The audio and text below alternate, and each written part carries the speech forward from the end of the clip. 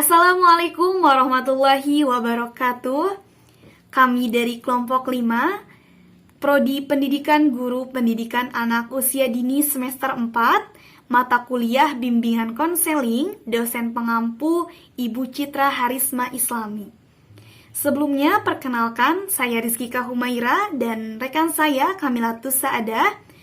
Di sini kami akan memaparkan materi dari makalah yang telah kami buat, yaitu menghindarkan perilaku salah suai dalam pendidikan.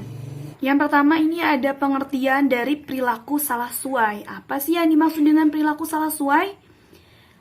Adapun pengertiannya yaitu perilaku salah suai merupakan perilaku yang bermasalah atau perilaku yang bertentangan dengan nilai, norma, dan aturan yang berlaku. Hal tersebut terjadi karena tidak terpenuhinya kebutuhan individu sebagaimana mestinya.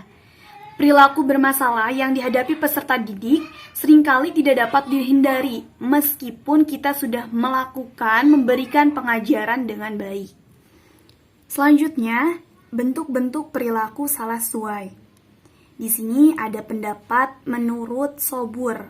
Bentuk-bentuk perilaku salah suai yaitu: yang pertama, tidak mampu melakukan persahabatan, mengisolasi diri. Yang kedua, daya konsentrasinya itu buyar, ketekunan dalam melakukan pekerjaan hancur, dan banyak melamun.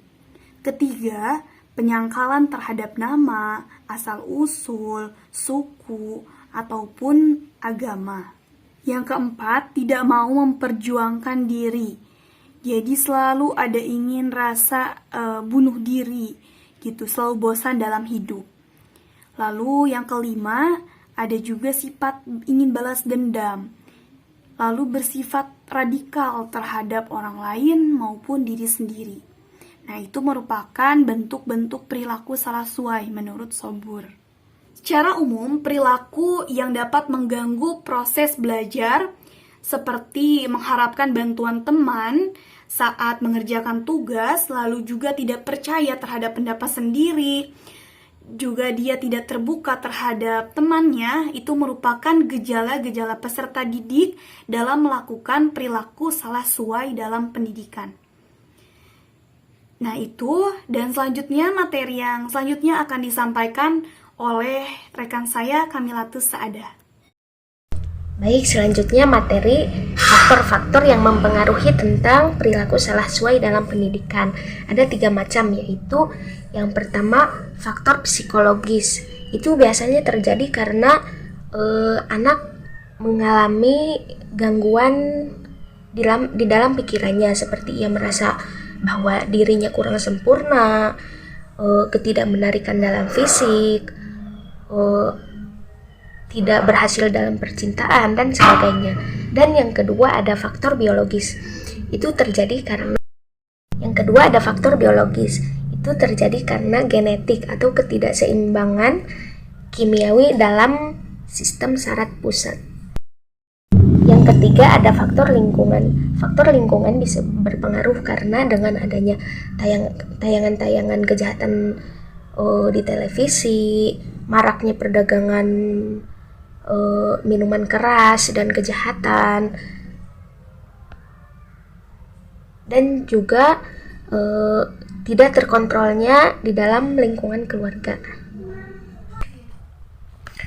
Adapun macam-macam teknik behavior antara lain, yang pertama ada desensitisasi sistematik. Ini merupakan salah satu teknik paling luas dalam behavior.